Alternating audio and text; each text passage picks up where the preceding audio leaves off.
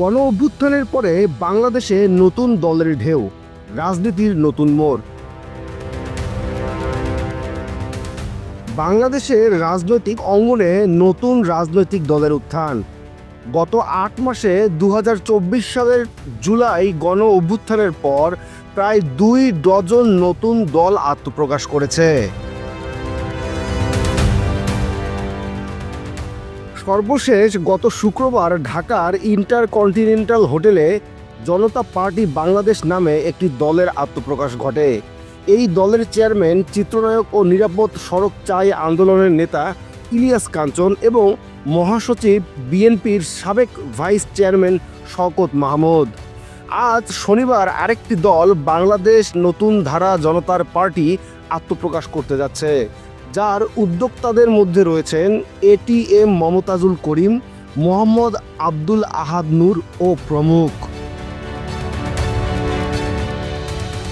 নতুন দলগুলোর মধ্যে জাতীয় নাগরিক পার্টি এনসিপি সবচেয়ে আলোচিত। গণ অভ্যুত্থানের নতুন নেতৃত্বের গড়া এই দল গত ২৮ ফেব্রুয়ারি প্রতিষ্ঠিত হয়। এছাড়া গত বছরের আগস্ট থেকে এ বছরের জানুয়ারি পর্যন্ত ১১টি দল আত্মপ্রকাশ করেছে। উল্লেখযোগ্য দলগুলোর মধ্যে রয়েছে নিউক্লিয়াস পার্টি অব বাংলাদেশ এনপিবি, জাতীয়তাবাদী গণতান্ত্রিক পার্টি, সমতা পার্টি, বাংলাদেশ সংস্কারবাদী পার্টি বিআরপি এবং বাংলাদেশ আম জনতা পার্টি। এর মধ্যে সেপ্টেম্বর মাসে সবচেয়ে বেশি দল গঠিত হয়। নির্বাচন কমিশনের তথ্য অনুযায়ী বর্তমানে ৫০টি দল নিবন্ধিত এবং ৬৫টি দল নিবন্ধনের জন্য আবেদন করেছে।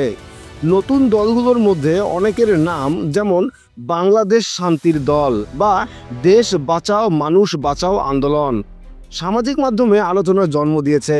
তবে অনেক দলই নাম সর্বস্ব এবং তাদের কার্যক্রম সীমিত। রাজনৈতিক বিশ্লেষক অধ্যাপক মাহবুব উল্লাহ মনে করেন, এনসিপির মতো কিছু দল গণ অভ্যুত্থানের চেতনা থেকে উঠে এসেছে, তবে অনেক দল রাজনৈতিক বিভ্রান্তি ছড়ানোর উদ্দেশ্যে গঠিত হতে পারে। তিনি বলেন, কিছু মহল নির্বাচনের আগে জল ঘোলা করার চেষ্টা করছে।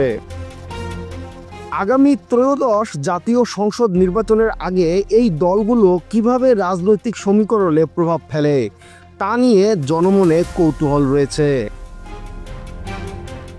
আপনি যদি এই ধরনের আরও আপডেট ও বিশ্লেষণ পেতে চান, তাহলে এখনই আমাদের ইউটিউব চ্যানেলটি সাবস্ক্রাইব করুন এবং পাশে থাকা বেল আইকনে ক্লিক করতে ভুলবেন না।